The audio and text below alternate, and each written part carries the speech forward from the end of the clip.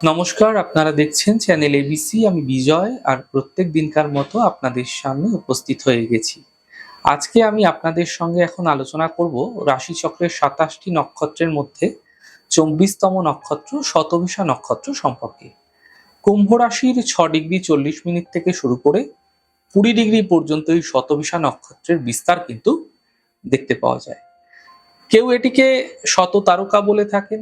এই নক্ষত্রপুঞ্জটি মূলত ১০০টি নক্ষত্রের সমন্বয়ে গঠিত, তাই এর নাম কিন্তু শতভিষা। শতভিষা শব্দটি নির্দেশ করে ১০০ জন চিকিৎসক বা এই ধরনের সম্পর্কিত বিষয়গুলিকে। ফলে অশ্বিনী নক্ষত্রে যেমন আমরা মেডিকেল ট্রিটমেন্ট এই সমস্ত বিষয় পেয়ে থাকি, তেমনি শতভিষা নক্ষত্রেও কিন্তু আমরা চিকিৎসা, সেবা ইত্যাদি সংক্রান্ত বিষয়গুলিকে পেয়ে থাকি। আবার কোনো একজন জাতকের জন্মের সময় যদি মেডিকেল টিম একসঙ্গে কাজ করেন, সেটিকেও কিন্তু শতভিষা নির্দেশ করে। এছাড়া নক্ষত্রের প্রতীকটির মধ্যে শূন্য বৃত্তের বৈশিষ্ট্য আমরা দেখতে পাই, যা ব্যক্তির গোপনীয়তা ও অন্তর্মুখী স্বভাবকে কিন্তু দেখা যায়। বৃত্তের ভেতরের অংশ যেমন বাইরে থেকে আলাদা থাকে, তেমন এই প্রতীকের কারণে জাতক জাতিকারা নিজেদের চিন্তা ভাবনা, পরিকল্পনা ও অনুভূতি সহজে কিন্তু কারো কাছে প্রকাশ করে না, সিক্রেট রাখে। সুরক্ষা বলা এবং সীমানা, এটি কিন্তু অদৃশ্য প্রতীক্ষার একটা সীমানার প্রতীক মনে করে থাকে এরা। এটি ব্যক্তি বা কোনো বিষয়কে চারপাশের নেতিবাচক শক্তি বা বাইরের মানুষকে হস্তক্ষেপ না করতে দেওয়া, অর্থাৎ সুরক্ষিত করে রাখা। এবং আধ্যাত্মিক মনের হয়ে থাকে এরা। এদের মধ্যে আধ্যাত্মিক উপলব্ধি না ভীষণ দেখা যায়, অর্থাৎ শূন্যে বিচরণ করা, এই বিষয়গুলি কিন্তু এই মানুষের মধ্যে দেখা যায়। এই নক্ষত্রের অধিপতি দেবতা হলেন বরুণ দেব, জল ও নীতি নিয়মের দেবতা। মহাসমুদ্রের গভীরতার মতোই এই প্রতীকের চরিত্র দেখা যায়। বাইরে থেকে শান্ত মনে হলেও গভীর অপরিসীম জ্ঞান, গাম্ভীর্য এবং গুচ্ছ রহস্য এদের মধ্যে বিদ্যমান থাকে। আজকে আমরা আলোচনা করব যে নক্ষত্রটি নিয়ে, সেটি হলো শতভিষা। আমাদের আলোচনার বিষয় হলো শতভিষা নক্ষত্রে যে সমস্ত জাতক বা জাতিকারা জন্মগ্রহণ করেছেন, তাদের চরিত্রের কয়েকটি বিশেষ বৈশিষ্ট্য, যেগুলি খুব সহজেই তাদেরকে অন্যদের থেকে আলাদা করে থাকে। দেখুন, রাহু এই নক্ষত্রের অধিপতি, আবার কুম্ভ রাশির অধিপতি হলেন শনি। বায়ুতত্ত্বের সঙ্গে স্থির রাশির সঙ্গে সম্পর্কিত। সুতরাং শতভিষা নক্ষত্রের মধ্যে একদিকে স্থিরতা যেমন দেখতে পাওয়া যায়, তেমন দেখতে পাওয়া যায় রাহুর অতৃপ্তি। একদিকে শনিদেবের কারণে মোক্ষপ্রাপ্তির আকাঙ্ক্ষা, অন্যদিকে বায়ুতত্ত্বের কারণে বিস্তার লাভ করার প্রচেষ্টা। এই সমস্তই কিন্তু আমরা শতভিষা নক্ষত্রে দেখতে পাই। এবং প্রত্যেকটি শতভিষা নক্ষত্রের জাতক বা জাতিকার চরিত্রে এই সমস্ত বৈশিষ্ট্য বিশেষ রূপে কিন্তু প্রস্ফুটিত হয়ে থাকে। শতভিষা নক্ষত্রের মানুষদের মধ্যে দেখা যায় এরা অত্যন্ত শান্ত, স্থির, কিন্তু রেগে গেলে সেই রকমই ভয়ঙ্কর হয়ে উঠতে পারে। এরা সুপ্ত আগ্নেয়গিরির মতো, যখন এরা শীতল, তখন এদেরকে বোঝার কোনো উপায় কিন্তু বোঝা যায় না। ভয়ঙ্কর রূপ এদের মধ্যে তৈরি হতে পারে, ভয়ঙ্কর রকমের। কিন্তু রেগে গেলে বা উত্তেজিত হয়ে পড়লে এদের মধ্যে একটা বিধ্বংসী ক্ষমতা দেখতে পাওয়া যায়। এর সমস্ত কিছু কিন্তু এরা কিন্তু ছেড়ে বেরিয়ে আসতে পারে এরকম ক্ষেত্রে। যদি এরা প্রচন্ড রেগে যায় না, ত্যাগ করার ক্ষেত্রে এরা কিন্তু ভীষণ অ্যাগ্রেসিভ, এবং যে কোনো বিষয়, সম্পত্তি, যে কোনো সম্পর্ক পরিত্যাগ করতে এরা কিন্তু কুণ্ঠাবোধ করে না। এবং এখান থেকেই সৃষ্টি হয় শতভিষা নক্ষত্রের আরেকটি বৈশিষ্ট্য।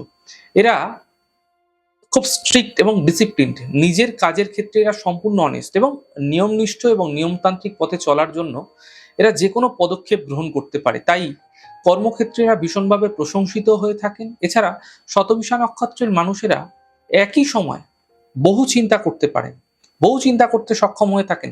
তাই সবসময় যে এরা একটা প্ল্যান্ড লাইফ লিড করেন তা কিন্তু নয়, কিন্তু প্রত্যেকটি কাজের সঙ্গে একটা পরিকল্পনা, তার সঙ্গে একটা পরিকল্পনা, তার সঙ্গে আরেকটা পরিকল্পনা, এভাবে কিন্তু তারা জুড়তে থাকে।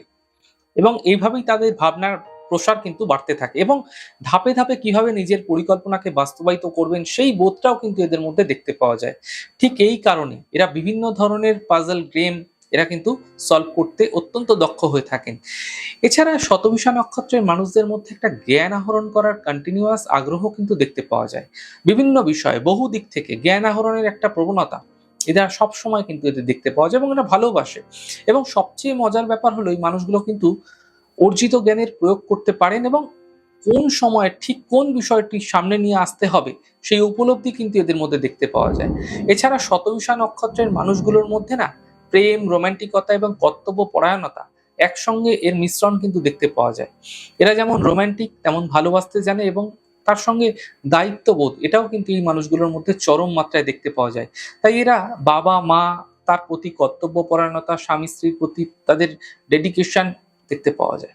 শতভিষা নক্ষত্রের মানুষদের আরেকটি বৈশিষ্ট্য হলো এদের উচ্চাকাঙ্ক্ষা। এদের মনের মধ্যে সৎভাবে অনেক উঁচুতে উঠবার একটা আকাঙ্ক্ষা কিন্তু ভীষণভাবে দেখতে পাওয়া যায়। বহু ক্ষেত্রে দেখেছি। সহজে এরা পথভ্রষ্ট হওয়া কিন্তু পছন্দ করে না এবং এরা সততার পথে চলতে ভালোবাসে এবং এই সততার পথে চলতে চলতেই একটা উচ্চ অবস্থান, সমাজে একটা গ্রহণযোগ্যতা অর্জন করার দিকে কিন্তু এরা ধীরে ধীরে অবিচলভাবে এগিয়ে যেতে পছন্দ করে।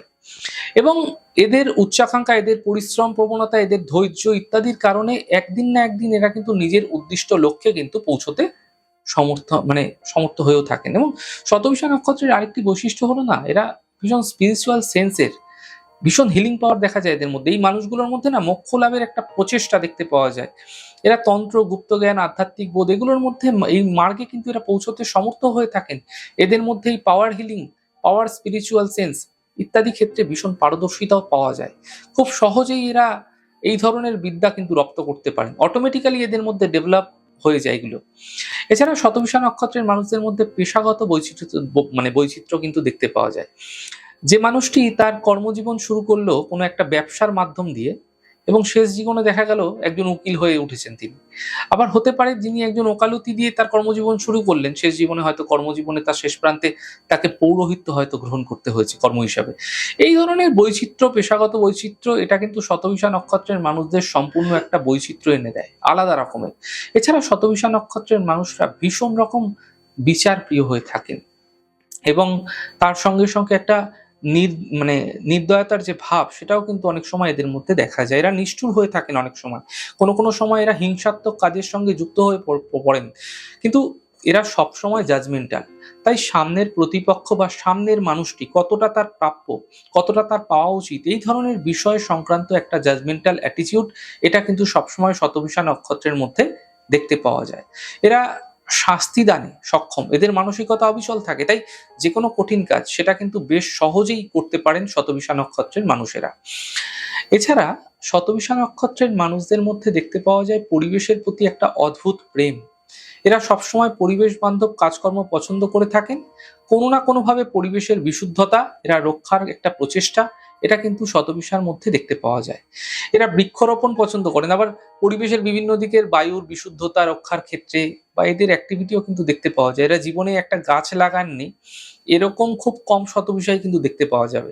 কোনো না কোনোভাবে ঘরের মধ্যে বায়ু সঞ্চালনের জন্য পরিকল্পনা করা কিংবা যাতে আলো বাতাস আসতে পারে তার স্পষ্টভাবে সুন্দরভাবে একটা প্রচেষ্টা করা এটা কিন্তু এদের মধ্যে দেখতে পাওয়া যায় এই শতভিষা নক্ষত্রের মানুষগুলোর মধ্যে।